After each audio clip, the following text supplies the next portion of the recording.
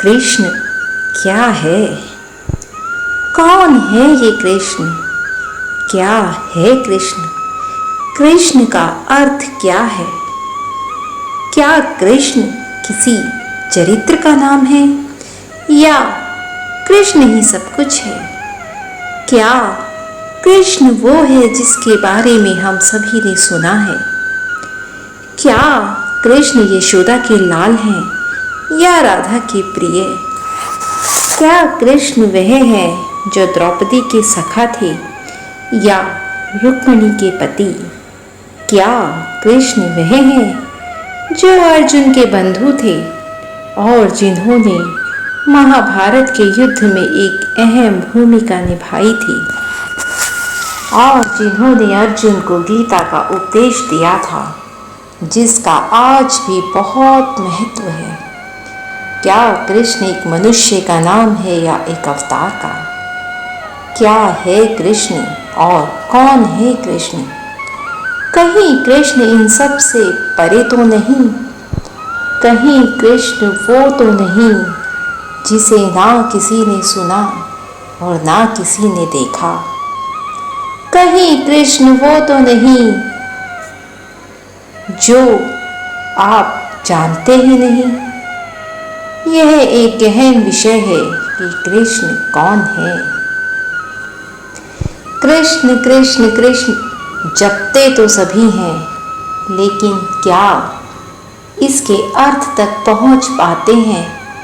क्या इस नाम की गहराई तक पहुंच पाते हैं? यह वह नाम है जो भवसागर को पार करा सकता है। यह वह नाम है जो सब कुछ है। कृष्ण वास्तव में कोई है ही नहीं और कृष्ण ही वास्तव में सब कुछ है।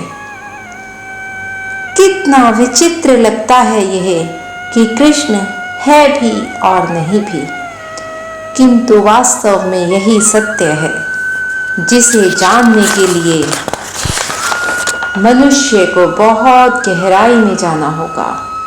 उस गहराई तक पहुंचने के लिए स्वयं को जानना होगा। अब कृष्ण तक पहुंचने के लिए पहले स्वयं को समझना तो बहुत ज़रूरी है।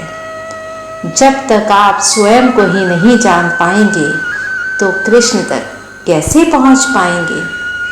जिस तरह मंजिल तक पहुंचने के लिए रास्ते का ज्ञान होना आवश्यक है, उसी प्रकार कृष्ण तक पहुंचने के लिए स्वयं को समझना अति आवश्यक है, क्योंकि कृष्ण रूपी मंजिल तक पहुंचने का मार्ग आप स्वयं ही तो हैं। लेकिन वह मार्ग बाहर की तरफ नहीं, भीतर की तरफ है। उसके लिए आपको अपने चक्षु जो बाहर की दुनिया देखते हैं, उन्हें बंद करके अपने भीतर के चक्षु को खोलना होगा, क्योंकि कृष्ण कहीं बाहर नहीं, स्वयं आपके भीतर ही हैं। जिस दिन आप अपनी आत्मा को पहचान जाओगे, आप परमात्मा के करीब हो जाओगे। आत्मा उसी परमात्मा का छोटा सा अंश है जो उसी परमात्मा के करीब है।